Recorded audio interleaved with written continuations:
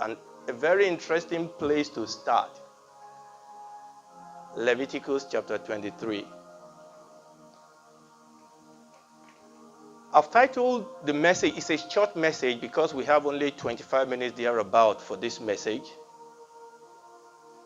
And I've titled this message, An Introduction to Eschatology. An Introduction to Eschatology. Now, what is eschatology?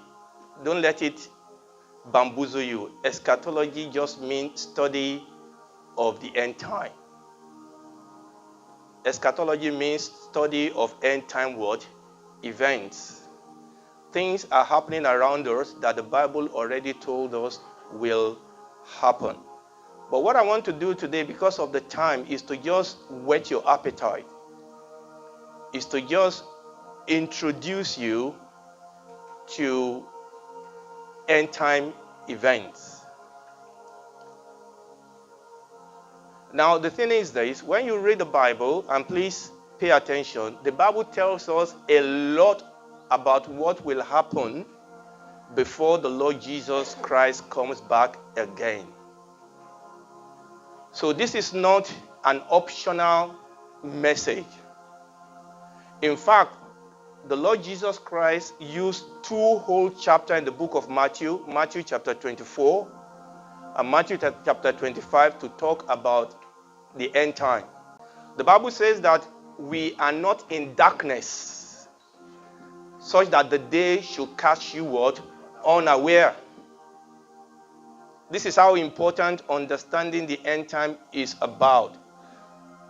Our minister just quoted that word in 1 Chronicles. The Bible says that the children of Issachar, they were men that understood the signs of time so that they know what Israel ought to do. So what we are talking about is not just one of those things. It's important. You know, the Lord Jesus rode into Jerusalem on a donkey. The Bible says that he looked at Jerusalem, and the Bible says he wept. He wept. And why did he weep? He said that they did not know the day of what? Of their visitation. He turned to the leaders, to the spiritual leaders of his days. He said, you know how to interpret the sign of time. You know, when you look at the weather, you know when it's going to rain. You know when the fruits are going to be harvested. He said, but they did not know how to interpret the signs of the time. So what we are dealing with is very important. I know when you talk about end time, there are so many confusion. But how many of us stopped driving because somebody didn't drive well? None of us are not going to enter the airplane because there was an accident. What you need to do is to learn how to drive properly. We need to understand how to interpret the signs of the time. The Bible says that the people that have this hope in themselves, the word, they purify themselves. And by the grace of God, as I will be rounding up, I will come toward that point. But as I was preparing for this message, because it's such a wide message, I was asking God, what can I do in 20-25 minutes? And this is what I'm going to do. And that was what I needed the slide for, but we will go ahead without it. What I want to do today is to actually take you back to the children of Israel and talk about the feast of the Lord. Say it after me. The feasts of the Lord. The feasts of the Lord. Now, when you read the book of Leviticus chapter 23, now I'm not going to read through everything. I'm just going to introduce you to it. From verse 1, and the Lord spoke unto Moses, saying, speak unto the children of Israel. That's Leviticus chapter 23.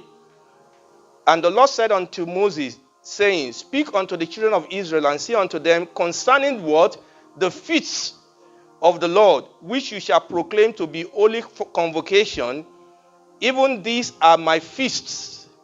7 days shall work be done, but 6 days, 6 days shall work be done, but the 7th day is the Sabbath of rest an holy convocation. You shall do no work therein. It is the Sabbath of the Lord in all your dwellings. And these are the feast of the Lord, even the only convocation which you shall proclaim in their season. In the 14th day of the first month at even is the Lord's Passover.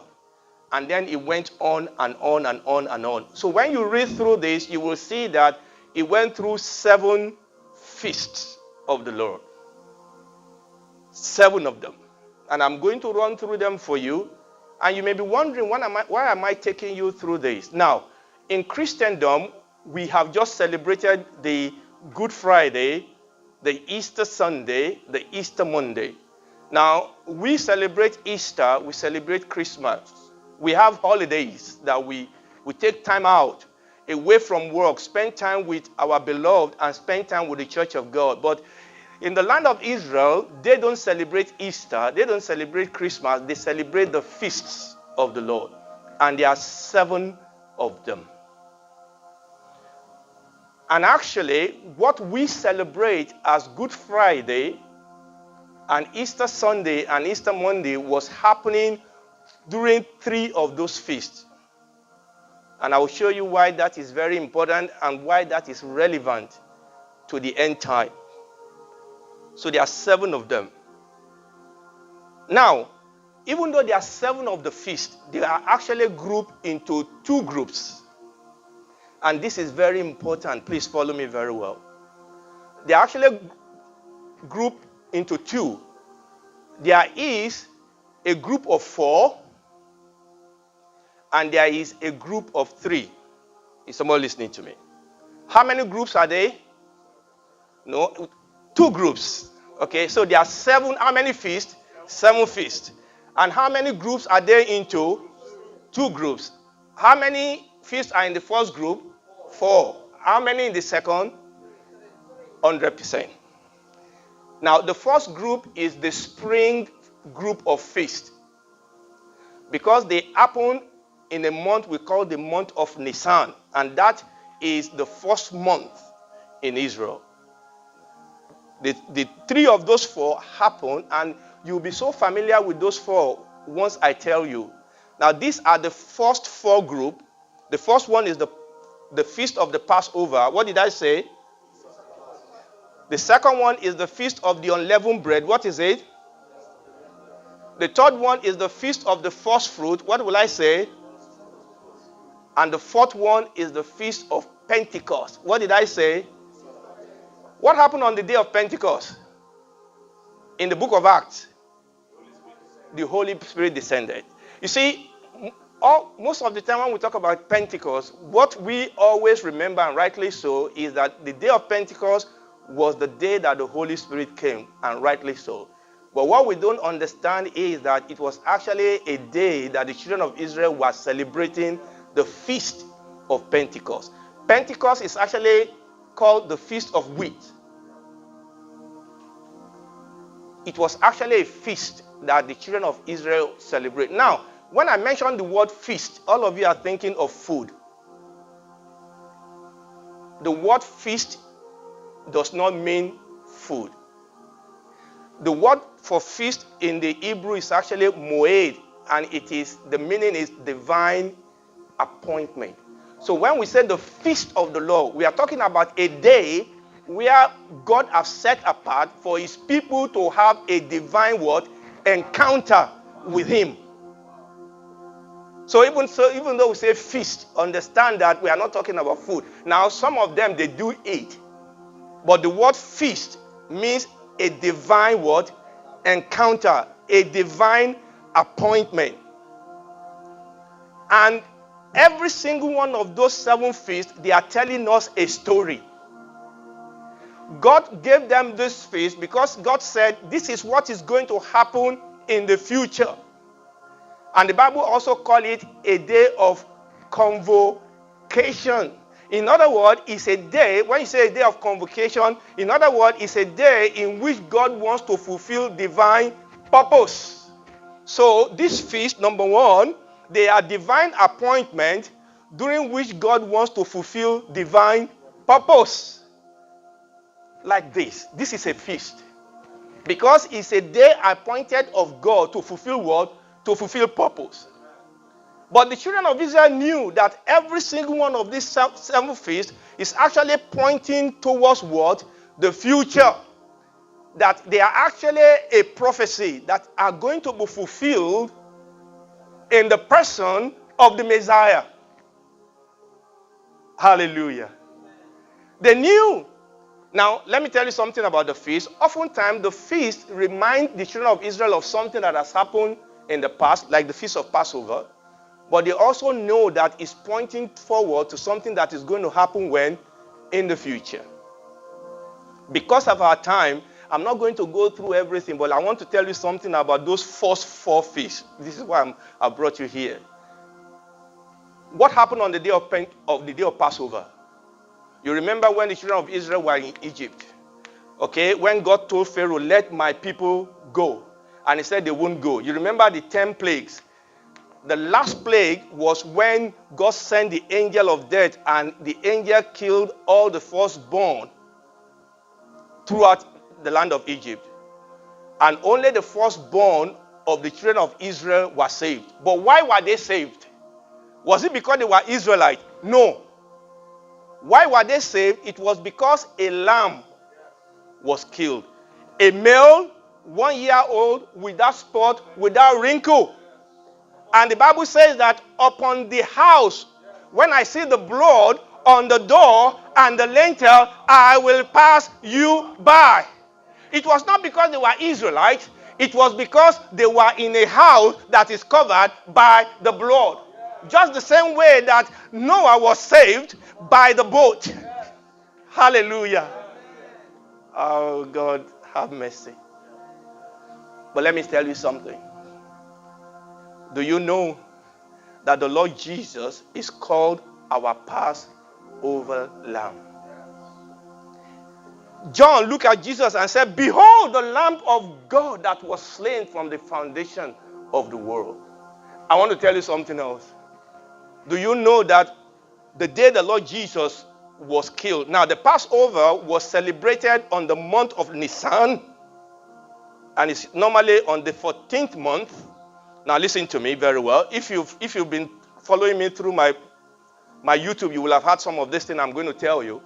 They actually choose the lamb on the 10th, and for 4 days they look after the lamb, and they kill the lamb on the 14th. And listen very well, because this is very important.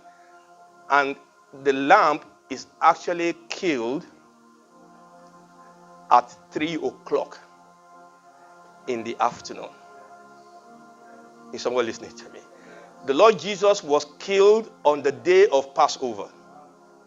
At 9 o'clock, he was brought before the governor. At 12 o'clock, he was crucified, he was on the cross. And the Bible says from 12 o'clock to 3 o'clock, there was darkness. And at 3 o'clock, he gave up the ghost. The Lord Jesus died the exact same time, the exact same day, the exact same time that the Passover lamb was being crucified. He fulfilled the first feast. I don't have time to take you through all this. The second feast is what is called the Feast of the Unleavened Bread. And it talks about his burial. He was buried on the Feast of the Unleavened Bread. Second feast, he fulfilled it. He rose again on the third feast, exact same day of the first feast. He rose again on the Feast of the First Fruit. Someone listening to me? And what happened? Pentecost actually means 50. Pentecost is calculated from the third feast. They will count 50, and that will be Pentecost. And that on the very day of Pentecost, the Holy Spirit came. The Lord Jesus said, when I leave, I will send the Comforter. What am I saying, people? Listen to me. The Lord Jesus fulfilled the first 4 feasts. He fulfilled them to the date. Because it is all about Jesus. The feast is telling us a story. There is coming a man who is going to redeem the world. Hallelujah. Now this is, and I'm going to round up now, don't worry.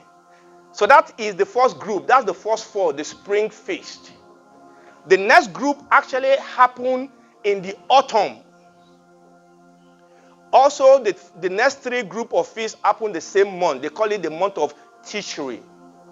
So between the first group and the second group, there are few months in between. Why? Why this gap? Why this gap in between the first group and the second group is because that gap talks about the age of the church. Is someone listening to me? That gap talks about the age of the church. That gap talks about us. And that is not the only time. When you read the story, and I don't have time to go there. When you read the story in the book of Daniel chapter 9, when he was talking about this same thing, he talks about this gap. The gap between the 69th week and the 78th week. You know about one of the pictures that the Bible tells us about the second coming of the Lord is the picture of a marriage. You know, in the children, in the land of Israel, marriage takes place in 4 different steps. There's also a gap. There's a gap between the second stage and the third stage. Do you remember when Mary was espoused to be married to Joseph? The Bible says before they met together, she was found with a child. In those days, the second step is when you get engaged. And when a man and a woman get engaged, they are as good as married, but they don't live together. So when they get engaged, the man will leave. And when the man is going to leave, he will turn to his wife. Do you know what he tells his wife? I'm going away to my father's house to prepare a place for you. And when I'm ready, I will come back. Exactly the same word that Jesus said in John chapter 14. In my father's house are many mansions. If it were not so, I would have told you. I'm going to prepare a place for you and I'm going to come back. He's coming back, people. So we are in this gap between the 4 groups and the 3 groups is the age of the church. Now listen, because I'm going to round up. I'm going to tell you the name of the last 3 feasts, but I'm only interested in the next one. The next feast is called the Feast of Trumpets. Then we have the Feast of Atonement, and we have the Feast of Tabernacle. But I'm interested in the Feast of what? Of Trumpet, because that is the next feast. Do you know what they call that feast? It's the feast that no man know the day nor the hour. That's what they call the feast. It's the feast that no man knows the day nor the hour. Do you know the reason why? It's because, now we don't have time to, for that feast to kick off. In those days, they didn't have all the computer and the science that we have now. For that feast to kick off, 2 witnesses have to be able to see the moon coming out, and it can be very difficult. So usually they are not sure whether it is one day or the other. The Lord Jesus said that no man knows the day nor the hour that the Son of Man is coming. We are waiting for the feast. The Bible says that the Lord will descend with a shout. Hallelujah. Hallelujah. And the Bible says that we that are alive will not prevent those that are dead. That the trumpet will sound. And those that are dead in the Lord, they will arise. And they will go up with the Lord. And we that are alive will be changed within the twinkle of an eye to meet the Lord in the air. But the Bible has a very, very big warning for us. Come with me to the book of Matthew chapter 24 and we'll round up. Matthew 24. This was the end of the most commonly called the parable of the virgin. You know, the 10 virgins. Now, we are not going to read all the story. It was just the concluding, and this is our warning, our charge for tonight. Matthew 24, verse 36.